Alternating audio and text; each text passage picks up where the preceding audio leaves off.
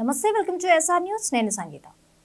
ప్రధాని నరేంద్ర మోదీ రష్యాలో పర్యటించారు. రష్యా అధ్యక్షుడు వ్లాదిమిర్ పుతిన్తో ఆలింగనాలు, ముచ్చట్లు, బ్యాటరీ వాహనాల్లో ప్రయాణాలు, కలిసి ప్రకృతి అందాలను చూడటాలు, ఒకరినొకరు ప్రశంసించుకోవడం ఇలా జరిగాయి. కానీ ఈ పర్యటన ప్రపంచ దేశాలకు ఓ పెద్ద సందేశాన్ని ఇచ్చింది. ఇండియాకు కొన్ని విషయాల్లో దౌత్య విజయం దక్కేలా చేసింది. కొందరి కడుపులో మండుతున్నా ఏం చేయాలో తెలియక జుట్టు పీక్కునేలా చేసింది. ఇంతకీ రష్యాలో మోడీ ఏం చేశారు? Let's watch. ఇండియన్స్ ను ఉద్దేశించి రష్యాలో మోదీ చేసిన ప్రసంగంలో ఓ పార్ట్ ఇది. ఫిర్ భీ దిల్ హై హిందుస్తానీ అంటూ ప్రవాస భారతీయులతో ముచ్చటించారు మోదీ. అంతేకాదు, రాబోయే రోజుల్లో ఇండియా మరింత అభివృద్ధి చెందుతుందని భరోసా ఇచ్చారు. కానీ ఇవన్నీ నాణానికి ఓ వైపు. ఇప్పుడు నాణానికి మరోవైపు చూద్దాం. మోడీ రష్యాలో అడుగు పెట్టినప్పటి నుండి ప్రపంచ దేశాల చూపు అటువైపే ఉందని చెప్పాలి. ఇద్దరి నేతల రొమాన్స్ మాత్రం అదిరిపోయింది. ఈ టూర్ లో కొంచెం అఫీషియల్ కాగా కొంచెం అన్అఫీషియల్ గా తెలుస్తోంది. ఓ పెద్ద ఎస్టేట్ అంటే పుతిన్ కు చెమ్మెదినానోవో ఒగారియోవోలో మోదీతో భేటీ అయ్యారు. గంట పాటు చర్చలు జరిపారు. షేక్ హ్యాండ్లు, ఆలింగనాలు, బ్యాటరీ వెహికల్స్ లో ప్రయాణించడం, ఇలా ప్రతి ఒక్కటి ఇరు దేశాల మధ్య ఉన్న బంధాన్ని పెంచేదే. అయితే ఈ చర్చల కారణంగా మనకు కొంచెం మంచి జరిగిందని చెప్పాలి. రష్యా ఉక్రెయిన్ వార్ లో చిక్కుకుపోయిన కొంతమంది భారతీయులు ఇక స్వదేశానికి రానున్నారు. ఉపాధి అవకాశాల కోసం రష్యా వెళ్లిన కొందరు భారతీయులను యుద్ధ క్షేత్రాలకు పంపారు. రష్యాను ఆర్మీకి సహాయం చేయడం వారి పని. నిజానికి ఇలా పని చేయడం ప్రాణాలతో చెలగాటమాడటమే. అందుకే చాలా మంది తిరిగి వచ్చేయాలనుకున్నారు. కానీ వారికి రష్యా ఆ ఛాన్స్ ఇవ్వలేదు. దీంతో తమను తిరిగి రప్పించండి బాబోయ్ అంటూ వారంతా కేంద్రానికి మొరపెట్టుకున్నారు. ఇదే టాపిక్ ను తన చర్చలో ప్రస్తావించారు మోదీ. దీనిపై పుతిన్ కూడా గ్రీన్ సిగ్నల్ ఇవ్వడంతో వెరీ సూన్ వారంతా తిరిగి ఇండియాకు చేరుకొనున్నారు.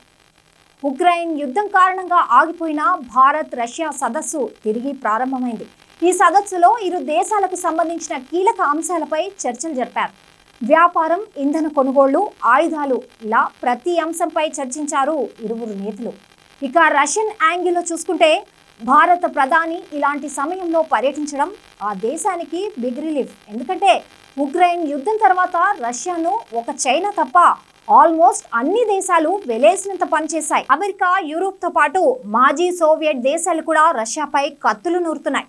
అందుకే ప్రపంచంలో అతిపెద్ద ప్రజాస్వామ్య దేశానికి ప్రధానిగా ఉన్న మోదీ రావడం చాలా గొప్ప విషయం. అంతేకాదు, మూడోసారి ప్రమాణ స్వీకారం చేసిన తర్వాత రెండో విదేశీ పర్యటనకు రష్యానే చూస్ చేసుకున్నారు మోదీ. దీంతో ప్రపంచానికి తగ్గేదేలే అనే ఓ మెసేజ్ ను పంపింది రష్యా. అంతేకాదు, ప్రపంచం వెలివేతతో ఇండియాకు మరింత ఇంపార్టెన్స్ ఇస్తోంది రష్యా.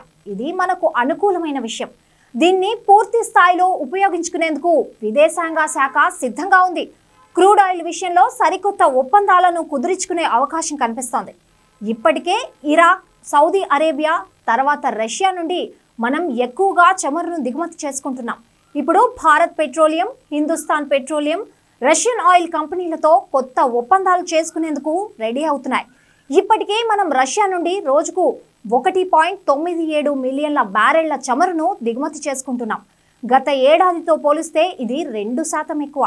అంతేకాదు, చమురు విషయంలో చైనా కంటే ఇండియాకే ఎక్కువ ప్రిఫరెన్స్ ఇస్తోంది రష్యా. అయితే ఈ విషయాలన్నింటినీ ఓ కంట కనిపెడుతూనే ఉంది అమెరికా. అయితే డైరెక్ట్ గా మనల్ని డైరెక్ట్ చేసే పరిస్థితి లేదు అమెరికాకి.